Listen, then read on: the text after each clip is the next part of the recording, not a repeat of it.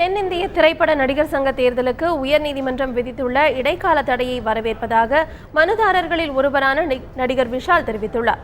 இதுகுறித்து அவருடன் எமது செய்தியாளர் சாந்தி நடத்திய நேர்காணலை இப்பொழுது பார்க்கலாம். 6 வார கால இடைக்கால தடையை நீங்க எப்படி பாக்குறீங்க? இது உங்களுக்கு கிடைத்த முதல் வெற்றி என்று நாங்க நினைக்கலாமா? இல்லை, வெற்றின்னு சொல்கிறத விட ஒரு லீகல் ப்ராசஸ் எப்போவுமே மதிக்கணும். நாங்கள் லீகல் ப்ராசஸ் போக வேண்டிய சூழ்நிலையை ஏற்படுத்துனது இப்போ இருக்கிற நிர்வாகிகள் தான். ஏன்னா ஒரு ஃபேர் அண்ட் கிளியர் எலெக்ஷன் இருக்கணுன்ற நோக்கத்தில் தான் நாங்கள் கேஸே போட்டோம். ஸோ அந்த அடிப்படையில் இன்றைக்கி தடை போட்டிருக்காங்கன்னா கண்டிப்பாக வரவேற்க வேண்டிய ஒரு விஷயம். And this is a positive sign.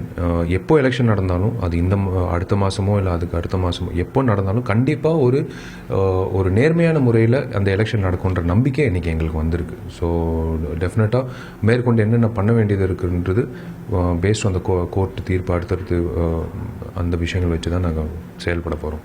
Okay, இந்த இடைக்கால தடை அந்த 6 வார காலத்தில் உங்களுடைய செயல்பாடுகள் எப்படி இருக்கும்? இது தேர்தல் தள்ளி போகிறதுனால ஏதாவது பிரச்சனைகள் எழ வாய்ப்புகள் இருக்கா?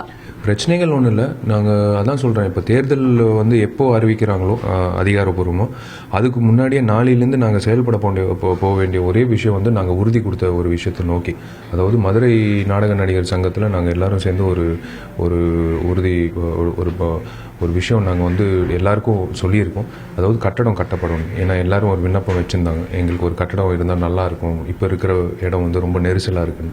ஸோ அதுக்கான முயற்சிகளில் நாளையிலேருந்து நாங்கள் இறங்க போகிறோம். ஸோ தேர்தல் எப்போ வந்தாலும் சரி, தேர்தலில் ஜெயிச்சு நாங்கள் அதுக்கப்புறம் என்ன பண்ண போகிறோன்றதை விட அதுக்கு முன்னாடியே நாங்கள் கொடுத்த வாக்குறுதியை நிறைவேற்றணுன்றதுக்காக நாங்கள் நாளையிலேருந்து செயல்படுறோம்.